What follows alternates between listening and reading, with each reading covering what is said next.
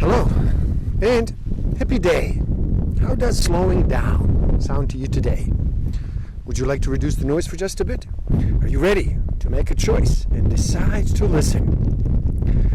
My name is Igor SF Walker. I'm here to remind people to slow down, to reduce the noise, to walk their lives into a natural flow. Welcome back to the Book of the Week series. Every week as I read another amazing title, I share it with the world. And today we look at becoming bulletproof. Protect yourself, read people, influence situations, and live fearlessly. By Evi Pampouras.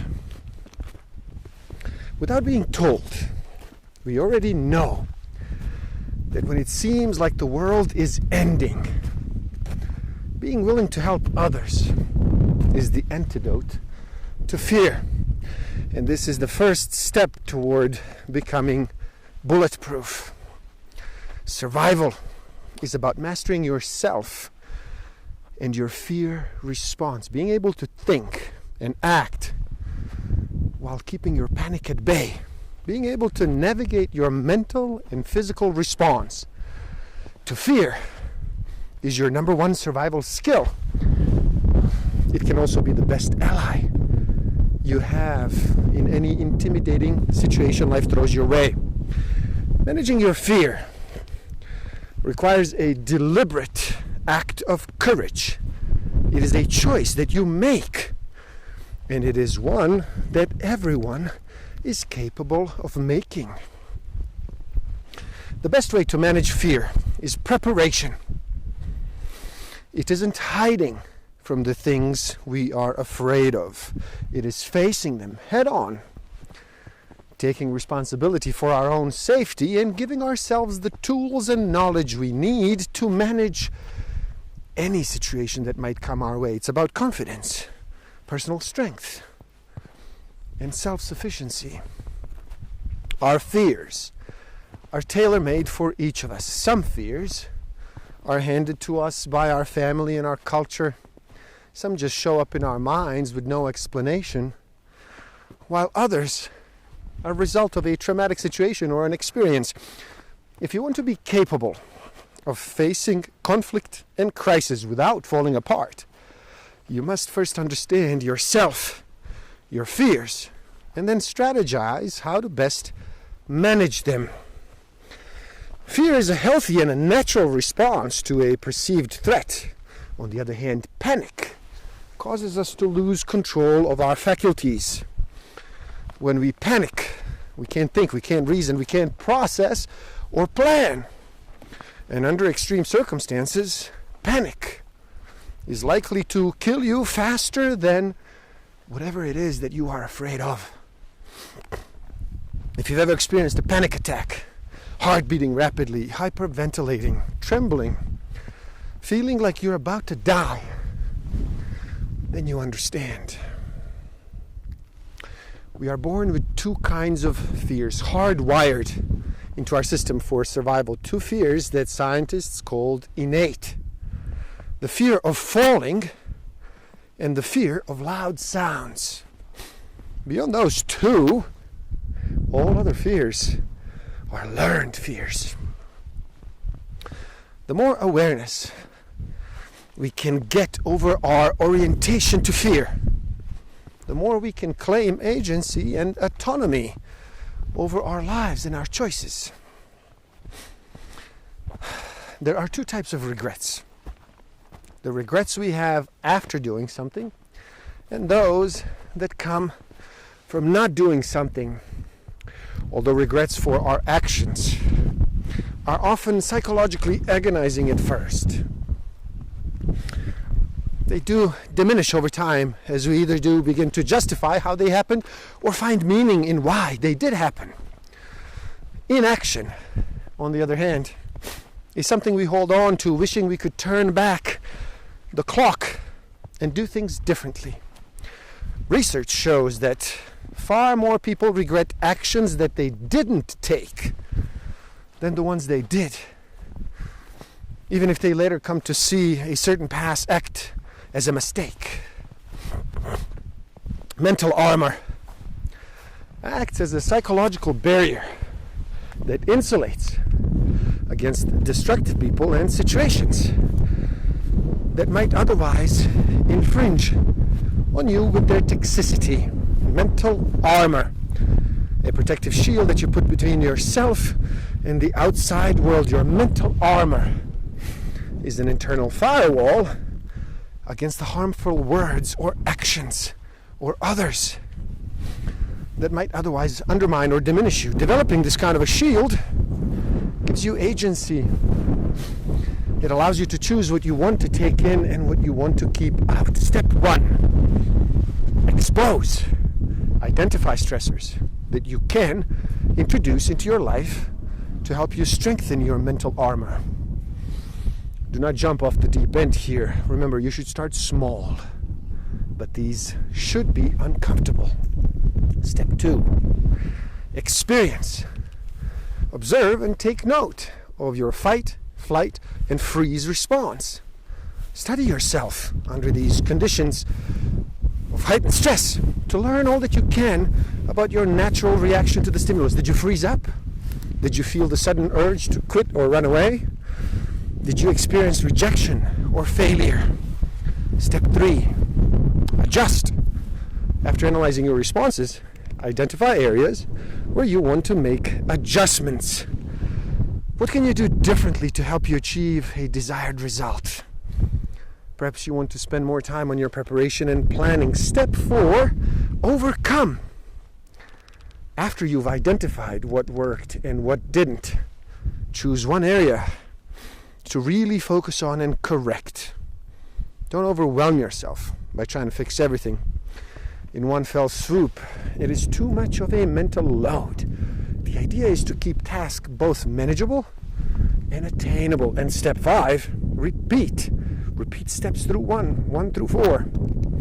Having strong mental armor requires repetition, so you must keep at it. It's not enough just to attain it. You must also maintain it. One of the first strategies for building mental toughness is taking inventory of who you surround yourself with.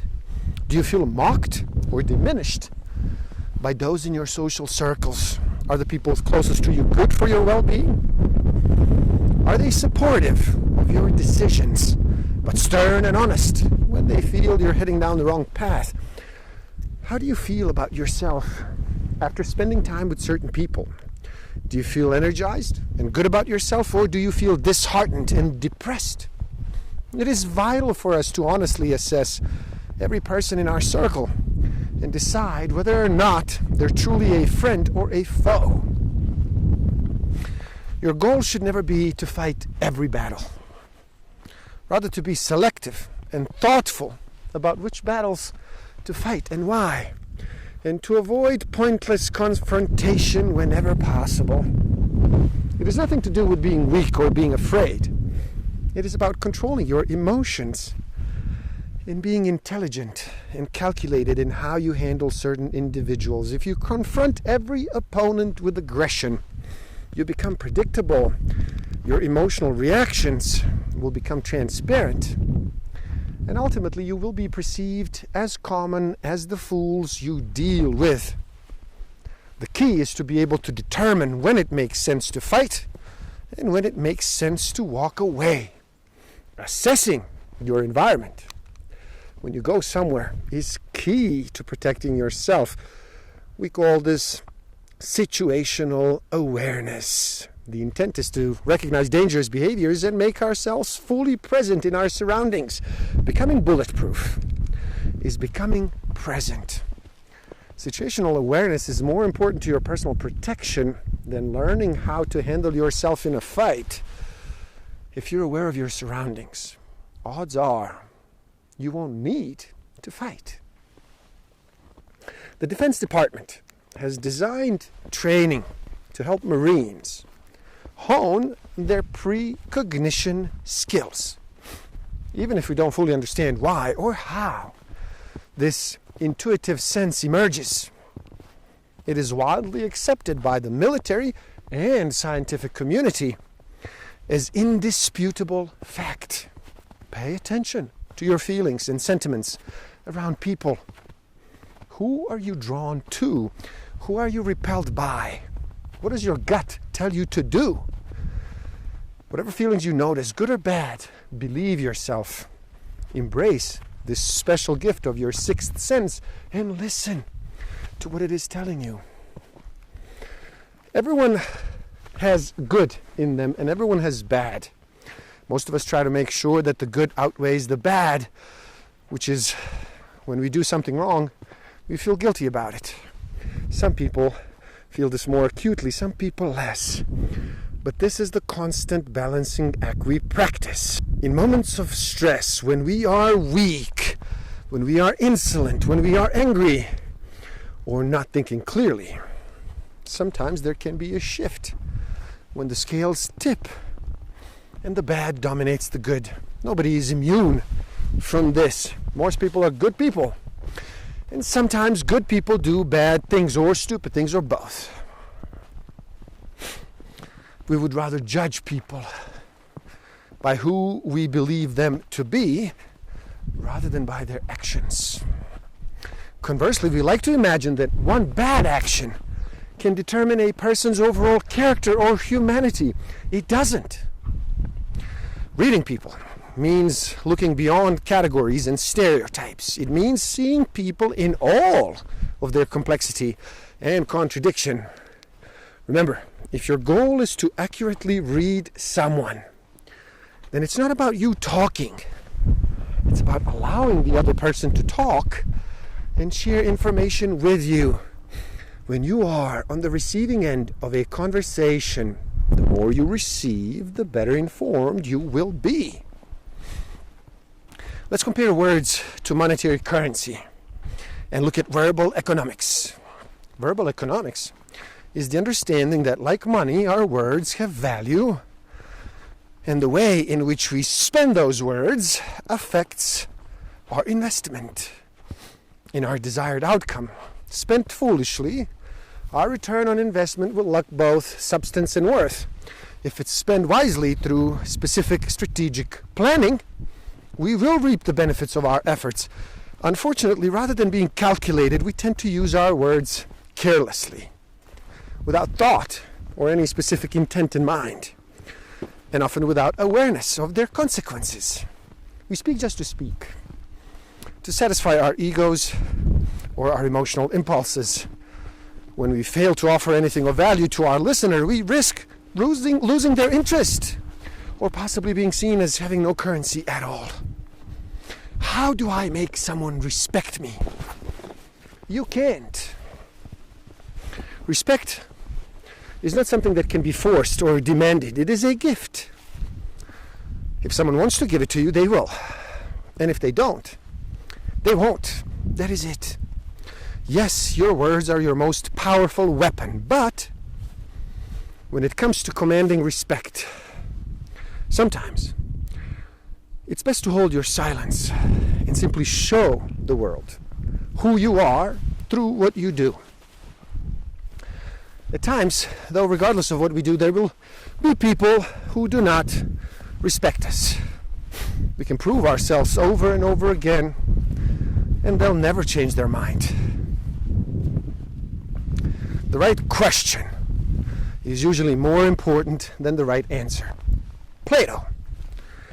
The best way to ask open-ended questions is by using the acronym TED. Stands for tell me how your day was.